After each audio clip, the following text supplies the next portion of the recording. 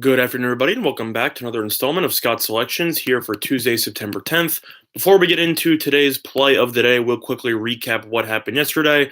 We picked up another winner in the NFL as we ended up taking Michael Thomas over 83.5 receiving yards, which was available at minus 125 on 5 dimes.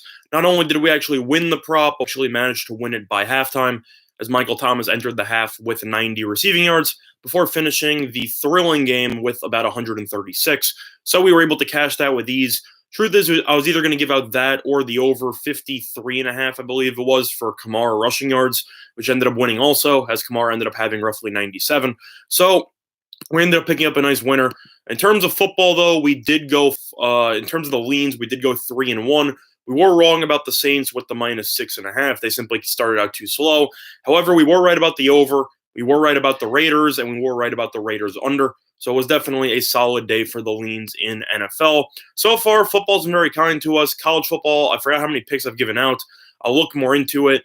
But we've only lost, I believe, once in the play of the day for college football. And for NFL, we are currently 2-0. So far, football has been treating us very well. But unfortunately, there is going to be there is no football on until this coming Thursday. So for that reason, we will be going back to baseball for the next 2 days. And we are actually going to be talking about a matchup between the Los Angeles Dodgers and the Baltimore Orioles as the play of the day.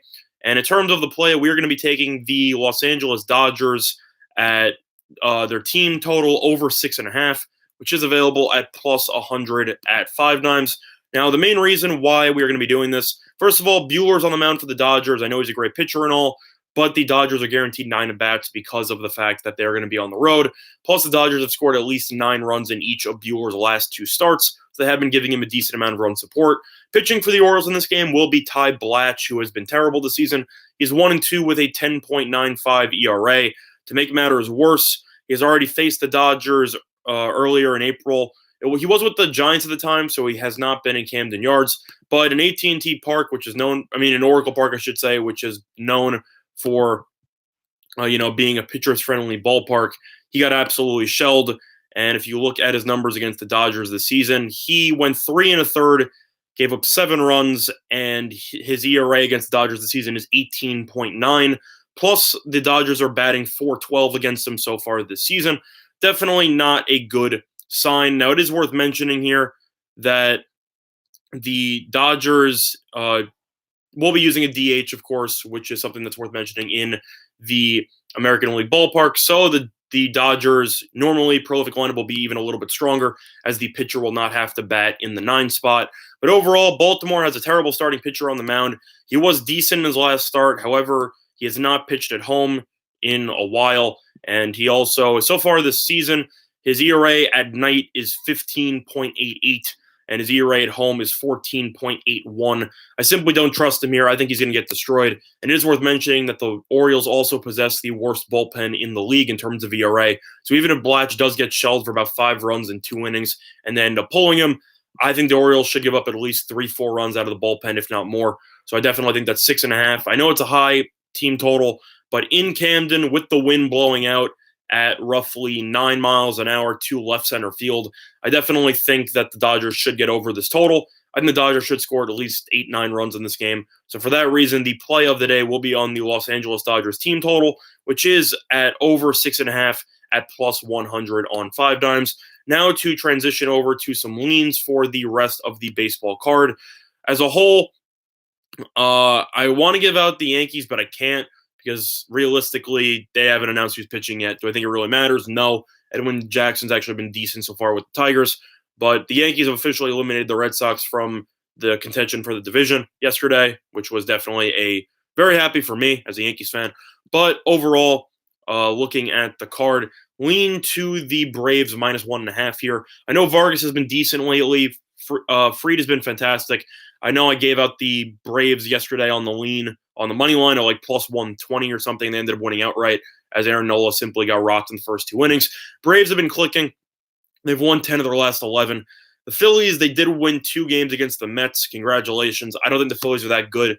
Every time I watch this team play, I feel like they tease their fans by going up early. than choking a lead or their bats just completely fall asleep. And the Braves are a better all-around team. Their bullpen has still been arguably the best bullpen in the last month.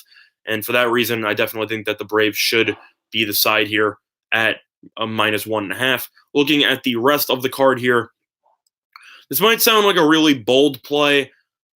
I'm actually going to lean to Toronto here against the Red Sox. You have Eovaldi versus Zuch. I know that Toronto's not good. I know Boston is still clinging to their playoff lives. This is just an opinion here. Boston won the first game of the series against the Yankees. They had a chance to get themselves back into the race, and the Yankees demolished them in the last 2 games of the series. I think the Red Sox are going to fold. I've seen the same thing every let's say month or so from the Red Sox. They'll go on a brief run, then they'll fall apart. Then they'll go on another brief run, then they'll fall apart. Toronto's not a good team, but Eovaldi struggled so far this season since coming back from injury. And Zuch is a relative unknown, but at the same point, I definitely think the Red Sox shouldn't be a -150-something favorite here based on how they performed over the weekend. I think the Red Sox should be somewhere in the -130 range based on how they've played recently. And for that reason, I'll lean to Toronto just for sole value here. I'm not going to bet it personally, but I do think Boston is a little bit too big of a favorite in the spot after such an abysmal showing in the last 2 games of the series against the Yankees. Moving on, lean to the first 5 under between the Diamondbacks and the Mets. Wheeler has been hit or miss this season, but he has been decent at home. Gallen had a no-hitter through 6+ in his last start, and he has actually been fantastic so far in his young MLB career. And that success has continued ever since he left Miami for Arizona. So for me, I like the starting pitchers. I still hate the Mets bullpen. I do not trust the Mets bullpen. Arizona's bullpen's been better lately, but I just don't really trust the Mets bullpen whatsoever. And for that reason, I'll lean to the first 5 under in that game, as I think that game should be 2-1 so headed into the 6th. So lean to the first 5 under in that one. Moving on, looking at the rest of the betting card. I'll lean to the Cardinals -1.5. I know Chi killed us in his last start, but at the same point, Waka only went 2 innings in his last start, so I don't really know how much the Cardinals trust him to go long distance. Either or, the Cardinals have absolutely destroyed the Rockies so far this season. They have been rolling continuously, and they are still starting to stretch out their lead on the Cubs, who are now going to be without Javi Baez for probably the rest of the regular season.